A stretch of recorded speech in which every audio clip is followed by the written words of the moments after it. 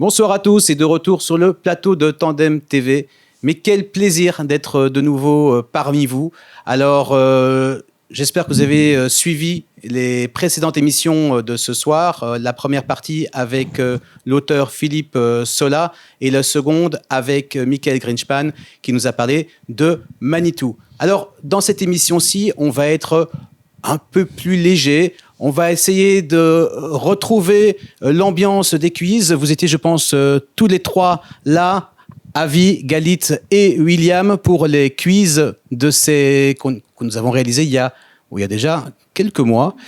Et vous avez été tous les trois extrêmement mauvais. Oui, donc, on peut même dire nul. Non, je suis pas d'accord, moi j'étais bonne. Je suis pas d'accord du tout, moi. Non, elle a eu beaucoup de chance, Galit. Elle a eu beaucoup de chance. Elle était d'ailleurs, je crois, ex-aequo avec Sarah Usan. Ouais. Donc, deux femmes qui, effectivement, ont massacré les hommes. Oui, pas du tout, c'était par galanterie. Merci. J'ai l'intention de recommencer ce soir. Je sais pas si c'était par galanterie, mais disons que je pense que j'étais quand même très très nul. Au moins un de vous deux arrive à assumer.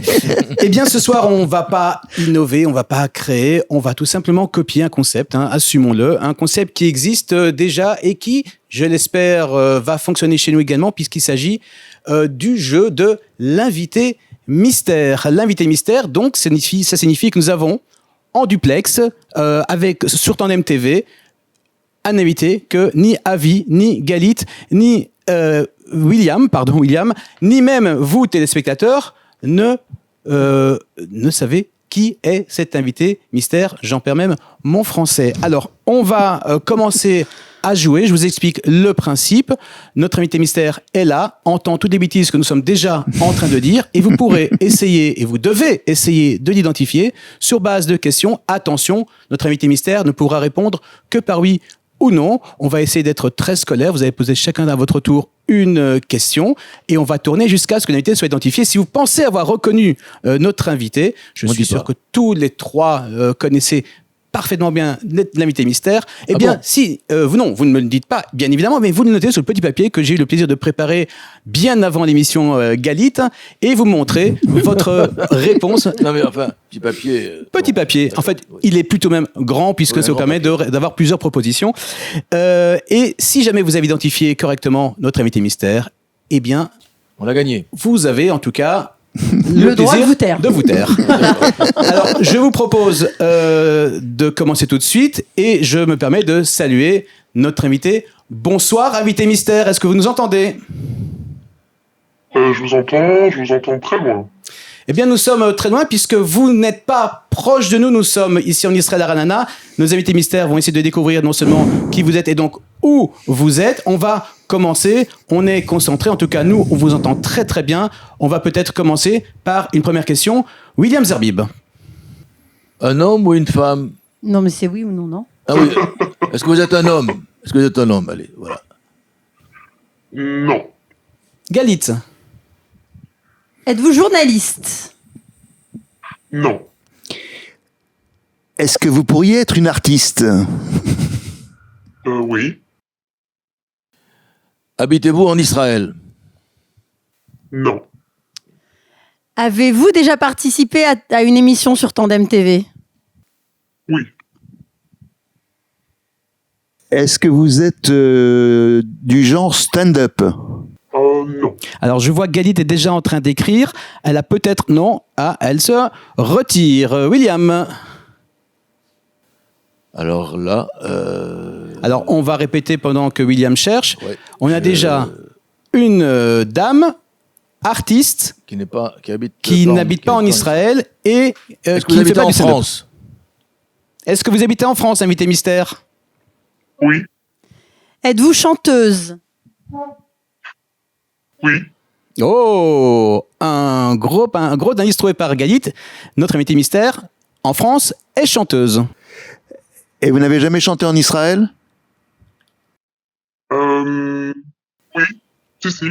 Si, notre invité mystère a déjà chanté en Israël. William, qui me regarde d'un air perplexe. Vous avez fait un concert à Paris il y a quelques années à l'espace Rachi. Oui, ça m'est déjà arrivé. Oh, la question est précise. William, est-ce que tu as une idée si tu l'as si Je tu as une n'écris idée, toujours rien. Ne dis rien, mais note sur le petit papier si tu as une idée de l'identité de notre invité. T'as aucune idée, c'était quoi cette question? C'est le schmilblick. C'est quoi cette question? Mais c'est parfait. Moi, je vais vous poser une question qui va pas plaire à tout le monde sûrement. Êtes-vous juive?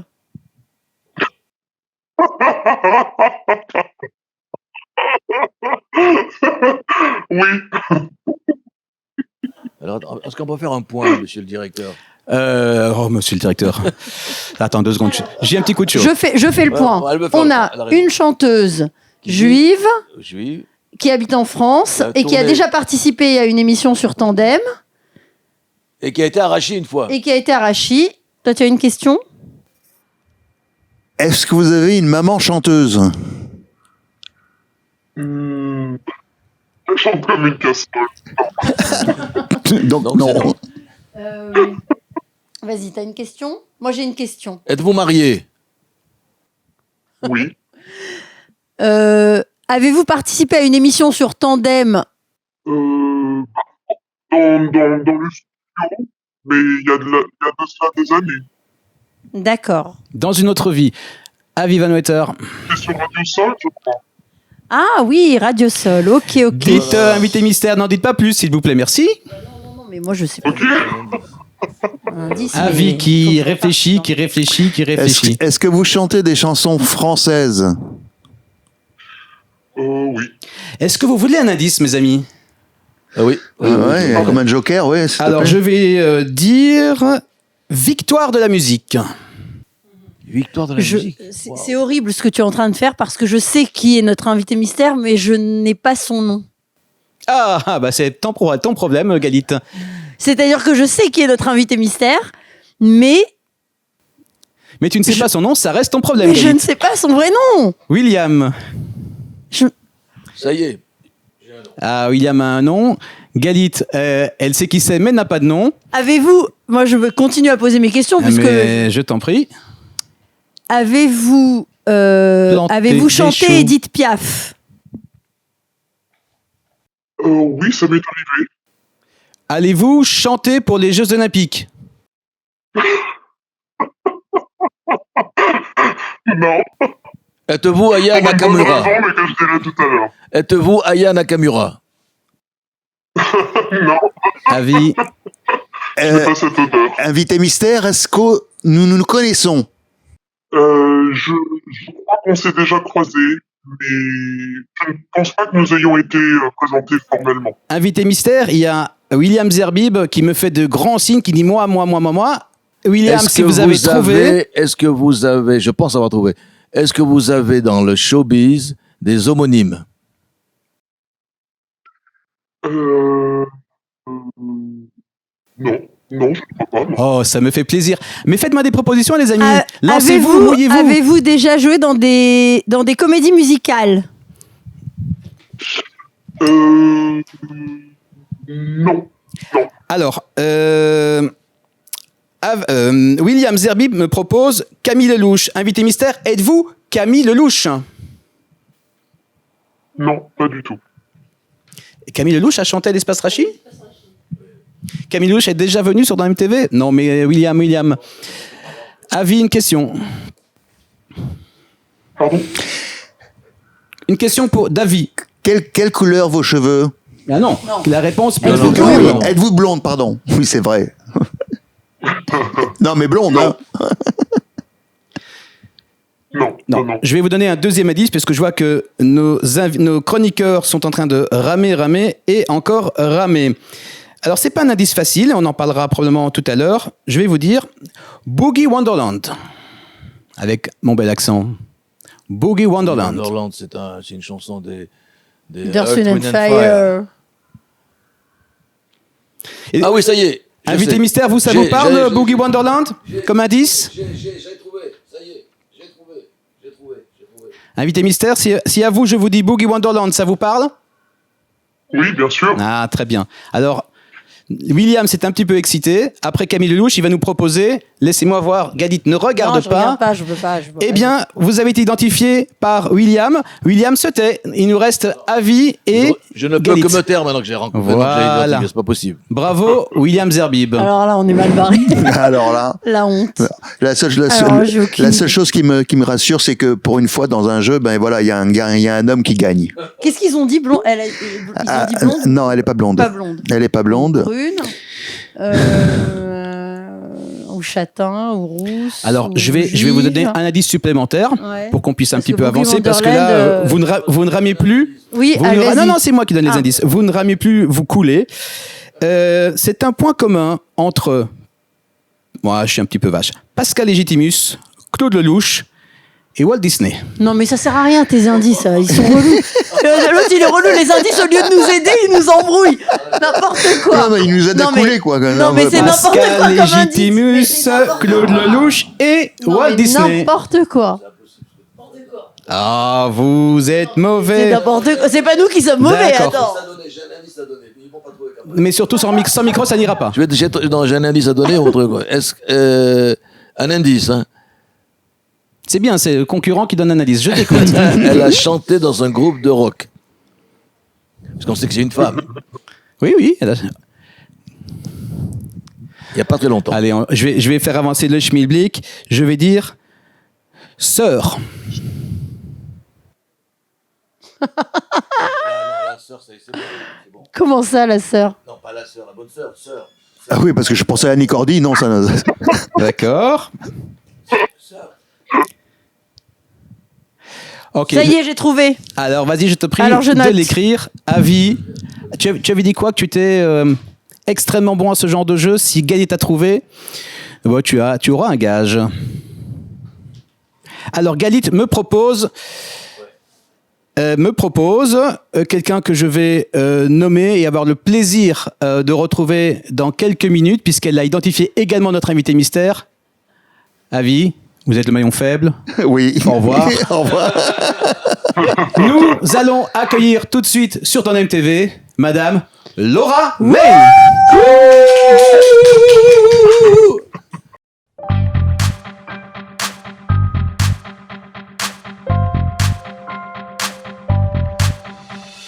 Bonsoir Laura. Bonsoir à tous. Ça... Donc, Bonsoir, vous Laura. n'êtes pas Camille Lelouch et non, c'est tout Non. ce qui m'était proposé.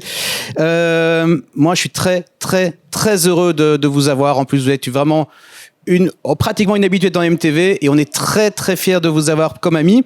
Alors, avant qu'on parle un petit peu de votre actualité, j'aimerais qu'on reprenne avec nos chroniqueurs un petit peu les indices que j'ai laissés parce qu'ils ont été complètement perdus. Alors, je vais le faire dans l'ordre. Quel était le premier indice que je vous ai donné? Victoire de la musique, je vous ai dit. Ah oui, Ah oui, Victor de la Alors, Bon, ça Victoire c'est de juste. musique avec le groupe Native, c'est-à-dire Laura et sa sœur. Ah oui. En ça, quelle année très la bien. victoire C'est de ça la qu'il m'a musique, dit. Laura? 95. La victoire en février 1994. Oui, elle est contente de nous voir, Laura. À 20 ans près, elle était bon. 1994, Laura et Chris Main pour le groupe Native. Ouais. Qu'est-ce que je vous ai dit d'autre? Je vais laisser notre invité parler. Pourquoi j'ai dit Boogie Wonderland? Parce que c'est une chanson de Earth, Wind and Fire qui a été coécrite par John Lind. Et John Lind est une des personnes avec lesquelles le deuxième album de Native a été composé. Il a produit 3 titres sur cet album. Et il se trouve que ce titre était en ghost track, c'est-à-dire qu'à la dernière piste du CD qui était sorti en 1997, il fallait oublier d'arrêter le CD pour pouvoir entendre cette reprise. Et finalement, John est décédé malheureusement il y a 2 ans. Et on avait en projet toujours de sortir des chansons qu'on avait écrites ensemble dans les années 90 en anglais. Et ça a été l'occasion justement de ressortir cet album et de baptiser cet album Boogie Wonderland. Voilà. Un album qui est sorti donc en 2023, si je me trompe pas. Voilà.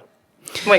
Alors, dans la suite des indices qui ont extrêmement bien aidé William, Galit et surtout Avi, j'ai dit Pascal. Oui, Avi? Ah non, moi, ça m'a perturbé, cet indice. Laisse tomber, j'assume que les jeux sont pas faits pour moi, quoi.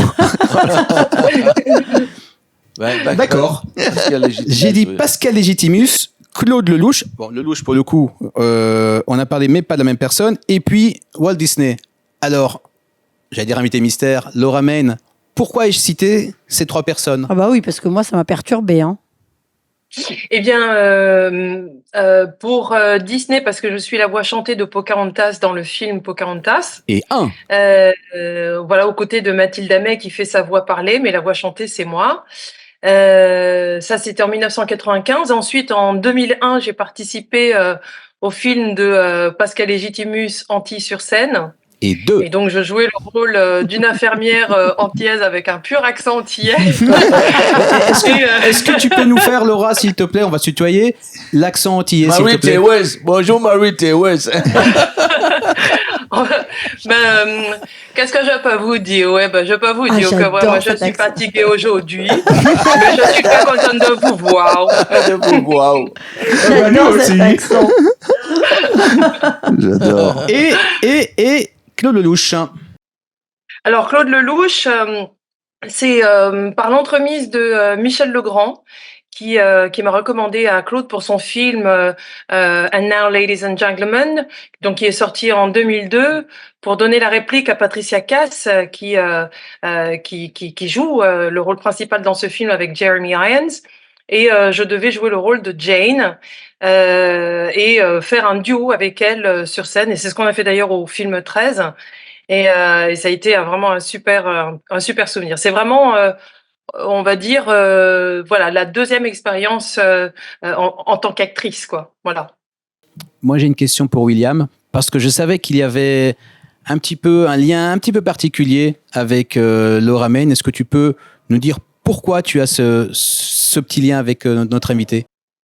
Alors j'ai rencontré Laura il y a un certain nombre d'années grâce à un ami commun qui est décédé il y a quelques semaines, qui s'appelle Marc Tovelli Zichrono Livracha, qui était le guitar lead d'un groupe de rock des années 60, fin des années 60 et courant des années 70, très connu, qui s'appelait Les Variations. C'était des Juifs du Maroc, et ils ont tourné avec les plus grands. Mais quand je dis les plus grands, ils devaient même être dans le milieu des années 80 en première partie de Rolling Stones aux États-Unis. Wow. Bon, alors ce garçon qui nous a quittés, Marc Shalom Tobali, parce qu'il a un prénom hébreu, bien sûr, eh bien, avait recréé avec Laura comme front singer, donc le groupe Les New Variations, où elle interprétait extraordinaire avec son groove, avec son côté soul, le répertoire des variations, donnant une toute autre tonalité tellement personnelle que, en fait, c'était un nouveau groupe.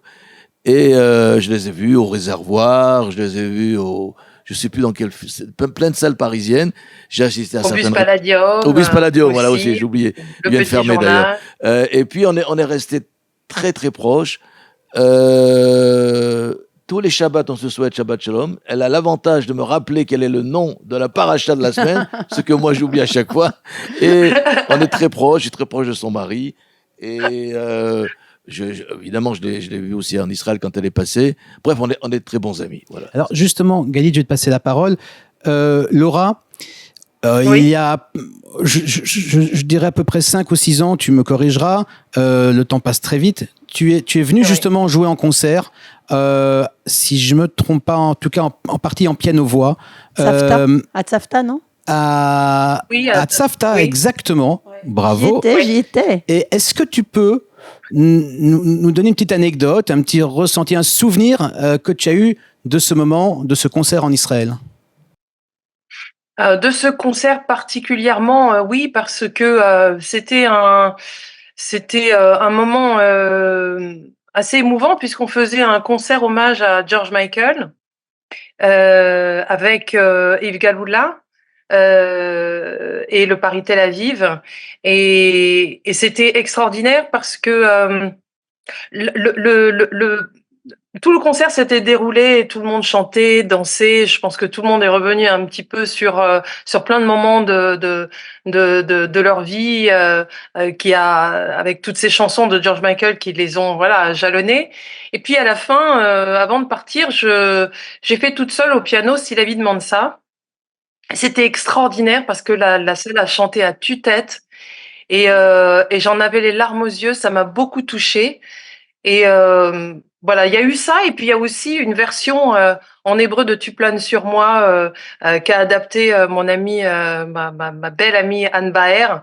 Et pour moi, ça a été un moment très très waouh, c'était un moment très très émouvant que je n'oublierai jamais, quoi. Ah oui, moi je me souviens très très très bien de cette version de Syllabi de Mansa, et c'était vraiment un moment extraordinaire dans ce concert qui était en lui-même juste génial. Vraiment. Et moi, je vais vous faire une confession. Alors, Laura, je vous connais de nom, je vous connais de vos chansons, etc. J'ai été dans le milieu de la musique et j'ai failli plusieurs fois vous contacter pour un concert ou un autre à Paris ou ailleurs. Et j'avoue que de vous voir là, d'abord, je trouve qu'on est vachement privilégiés. Donc, vraiment, merci. Moi, je vous découvre donc personnellement ici sur Tandem TV. Merci Tandem TV. Et je suis désolé, je ne vous ai pas reconnu, mais c'est un plaisir de vous connaître maintenant. C'est pas grave, tu seras décapité demain matin à l'aube. C'est bien réciproque, hein. C'est vraiment réciproque, et d'autant plus que je regarde beaucoup des émissions auxquelles vous participez. Et je suis toujours très très impressionnée de pouvoir un peu glaner des informations et puis comprendre un petit peu mieux la société israélienne et toute la problématique, tous les thèmes qui sont abordés et qui touchent vraiment Israël, mais aussi les Juifs partout dans le monde. Et voilà, donc je suis très contente de participer à l'émission. J'ai l'impression de rentrer dans la télé presque. Alors, je voulais dire, Laura, je suis juste à côté de David. Quand il a dit qu'il était très ému, je confirme, il l'avait en disant ça, les larmes aux yeux. Alors je ne sais pas si c'est parce qu'il a réalisé qu'il avait perdu le jeu ou vraiment parce qu'il parlait à Laura, mais en tout cas, il est toujours très ému. J'assume toujours que je n'assume pas de perdre, mais en revanche, là, j'avoue que c'est tout à fait sincère. Je suis, vos voix sont magnifiques, vraiment, et merci beaucoup. Et je sais pas si vous avez, c'était au Petit Journal Luxembourg ou au Montparnasse. Donc, mais en tous les cas, j'aurais voulu y être parce que j'adore ces deux endroits, je les adore de toute façon.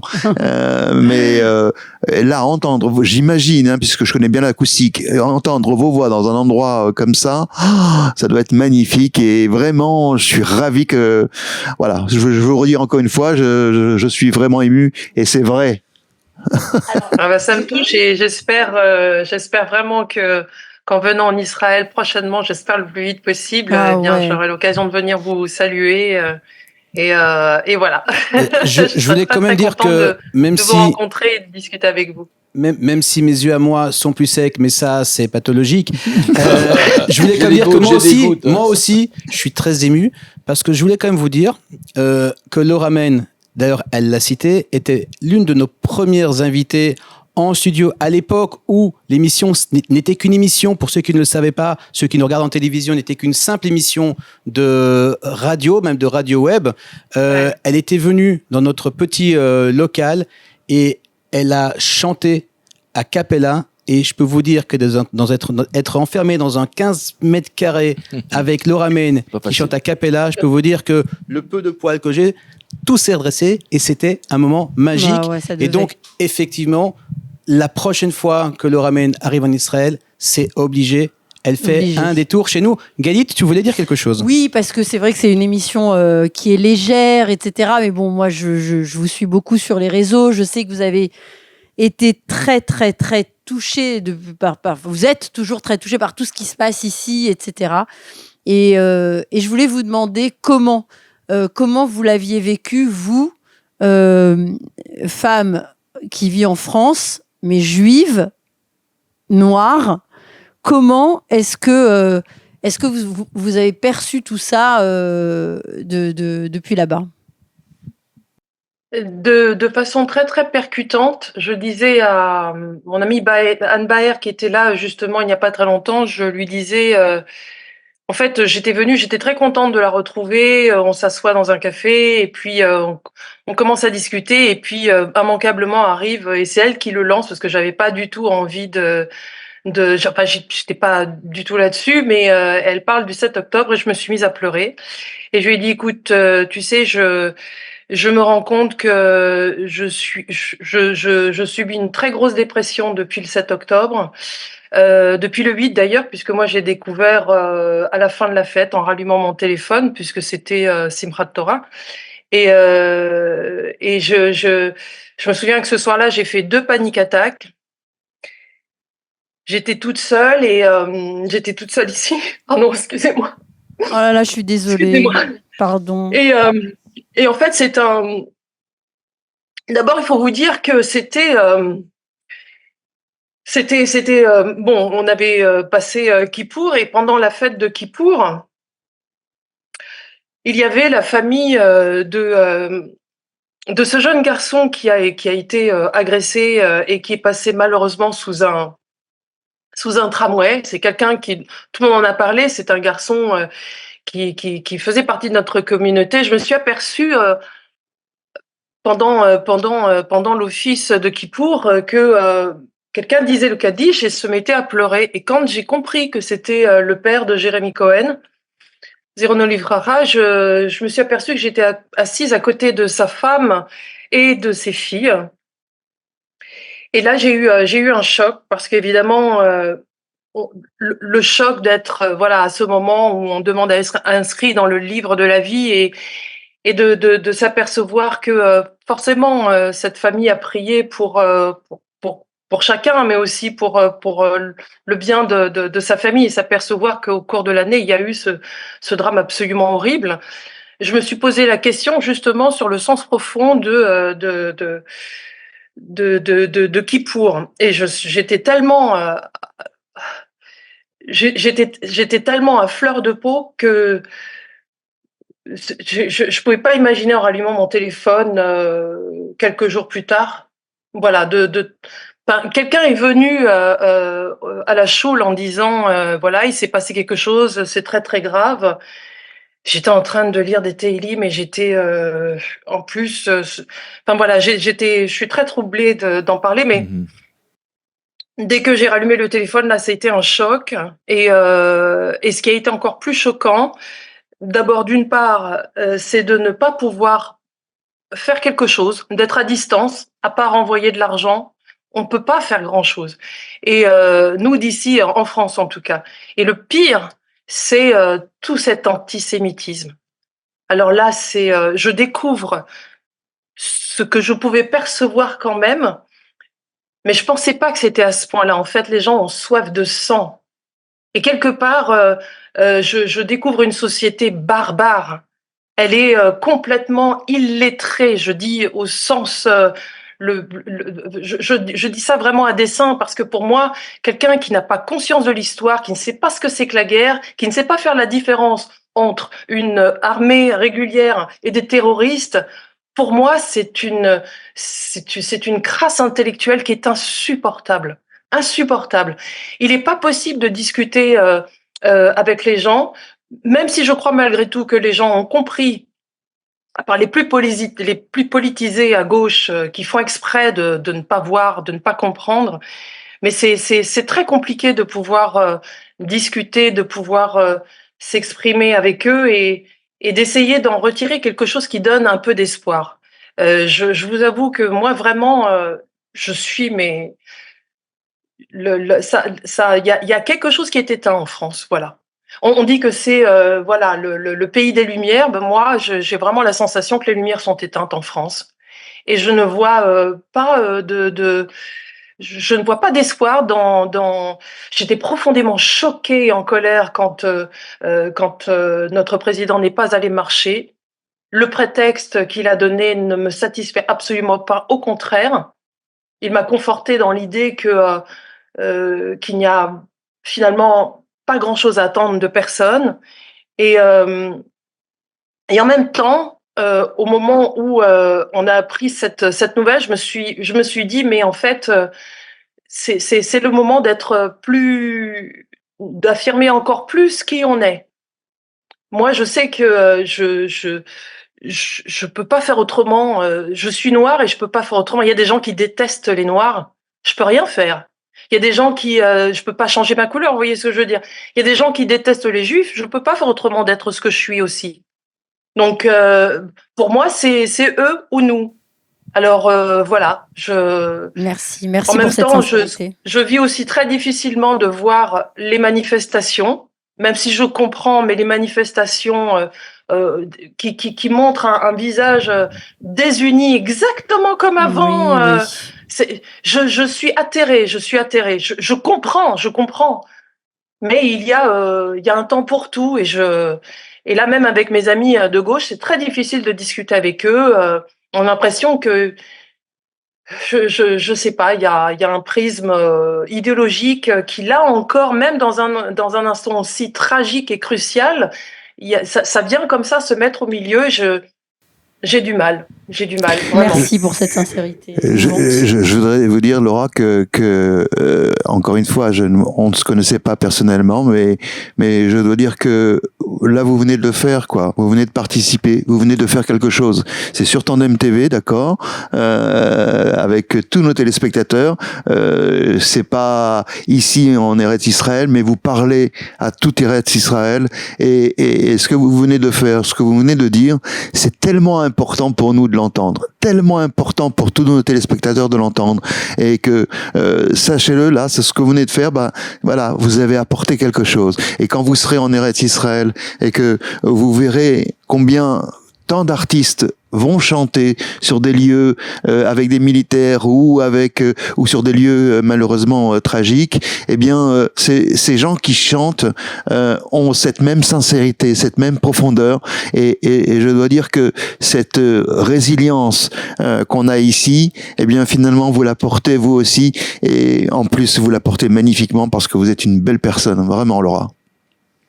Merci, ça me touche énormément. À l'aune de ce que vous dites, je voudrais dire aussi que si c'est une guerre aussi effectivement de terrain, de stratégie militaire, de génie militaire, c'est aussi une guerre spirituelle pour moi. Je le vois vraiment comme ça. Et je pense aussi que c'est une guerre culturelle. Pour moi, aujourd'hui, dès que j'entends qu'il y a un nouveau single ou que je vois un artiste se déplacer effectivement pour faire un concert, pour récolter des dons, ou pour apporter du réconfort, ou qui sort une nouvelle chanson, ou qui sort un nouveau film, pour moi, c'est un miracle. Voilà, c'est un miracle. Par des temps pareils, je discutais avec Orly Ziv, je ne sais pas si vous connaissez, qui est une artiste peintre qui expose en ce moment à Paris et qui a fait cette magnifique série de tableaux qui s'appelle Jerusalem Obsession. Je lui demandais comment est-ce qu'elle avait fait justement pour retrouver le chemin de la création. Et je lui disais à quel point, lorsqu'elle me disait que c'était après un temps de stupeur et voilà, avec cette impossibilité de pouvoir se projeter et de créer, d'un seul coup, le canal s'était rouvert et elle s'était remise à créer. Et je trouve que c'est miraculeux. Je trouve que c'est vraiment un miracle dans des temps pareils, d'arriver à trouver ce canal de création.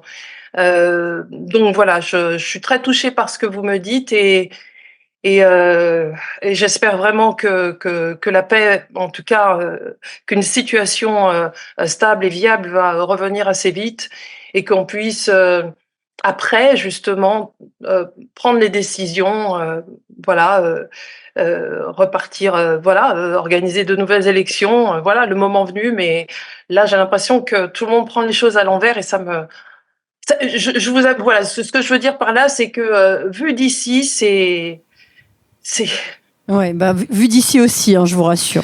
Laura, je vais rebondir sur deux mots que tu as dit. On est passé du rire à l'émotion et tu as dit émotion et espoir, et ça me permet de passer au dernier point de cet entretien. Mais je vais te retendre la perche. Qu'est-ce qui va se passer le 7 mai? Le 7 mai, on va faire justement quelque chose qui va effectivement. Moi, c'est ce que je disais à Sandrine Aboukrat-Lévy, donc la femme de Daniel Lévy, qui m'a conviée à venir participer à ce concert hommage à la mémoire de Daniel, en chantant bien sûr les chansons qui l'ont fait connaître, mais aussi celles qui sont moins connues. Pour moi, c'est un concert. C'est le concert qui me donne beaucoup d'espérance, en fait. Voilà. Parce que c'est quelqu'un qui n'est plus avec nous, mais qui, j'ai l'impression, nous regarde. Et quelque part, son souvenir nous accompagne, nous protège. Et je suis très, très contente de pouvoir participer à faire connaître ces chansons extraordinaires. Moi, je sais que je chanterai Sur ma route et Infime, qui sont des chansons profondes, qui parlent. C'est marrant parce que Sur ma route, je pense à Native, le chemin, quoi. C'est drôle. Et la Tikva aussi, l'espoir, c'est voilà, c'est pour moi vraiment un grand honneur que de participer à ce concert le 7 mai prochain au Théâtre Mogador à Paris. Et je sais qu'il y aura plein d'autres artistes et j'espère que tout le monde viendra parce que c'est en plus une cause l'association magnifique qui permet justement de récolter, en tout cas tous les dons seront reversés pour acheter des pianos. C'était le souhait de Daniel dans les hôpitaux, de pouvoir offrir des pianos aux hôpitaux et aussi dans les maisons de retraite. Moi qui, petite, ai été malade, j'ai toujours été très heureuse quand je voyais des animateurs venir faire de la musique, faire des sketchs ou des clowns, parce que ça égayait le quotidien, ça permettait d'oublier les douleurs, les souffrances. Et voilà, j'ai participé à l'installation du premier piano au centre Gustave Roussy, et c'était un moment suspendu, de très grande émotion. Les malades étaient très très heureux, et voilà, j'espère que tout le monde viendra, se mobilisera pour venir faire la fête et aussi voilà, prendre part à cette belle mitzvah. Hommage à Daniel Lévy le 7 mai au Théâtre Mogador à Paris pour cette belle association. William? Moi, c'est difficile de parler de Laura, qui est une amie intime, mais je partage ton émotion, Laura, quand tu parles de Daniel, Zichrono Livracha. Je pense également à Marc, c'est deux amis communs qui nous ont quittés. L'un il y a quelques années, l'autre il y a quelques semaines. Et ce que je voudrais dire, c'est que tu sais, maintenant que je n'habite plus Haïfa, je sais que tu es heureuse que je ne sois plus à Haïfa. Et que tu peux pas savoir comment je suis heureuse. Et que je t'invite d'ores et déjà de manière publique à participer à ton prochain Shabbat en Israël avec moi à Ra'anana. Et peut-être même d'autres, et peut-être même les personnes qui sont autour de ce studio. Si c'est la cuisine, je viens tout de suite. Vraiment, je serais ravie. Voilà. Je vais laisser le mot de la fin à Avi. Je voudrais juste, si tu me le permets, Laura, dire merci, c'est rare, hein, mais je vais dire merci à Michael Wolf, parce que pour cette première émission que je trouve magnifique, eh bien, il y a le choix de l'invité mystère. Waouh, chapeau l'artiste. Waouh, le mot de la fin de Avi Van Etter. Moi, je vous dis waouh. Bravo aux gagnants et à waouh. Laura, merci beaucoup pour tout simplement pour tout. Et on te dit. C'est moi qui te remercie. On te dit merci. On te dit à très bientôt. Merci Laura. Sur ton MTV, merci beaucoup. En Israël, sur le chemin, sur la route. Merci beaucoup. Salut Laura. Une très bonne soirée à tout le monde. À très bientôt. Au revoir. À vendredi prochain, la Haftara, la Paracha, je sais même pas quel est le nom, tu vas me le rappeler. Bonne soirée. Shminit, voilà, ça y est, je le sais maintenant. Salut. Au revoir Laura.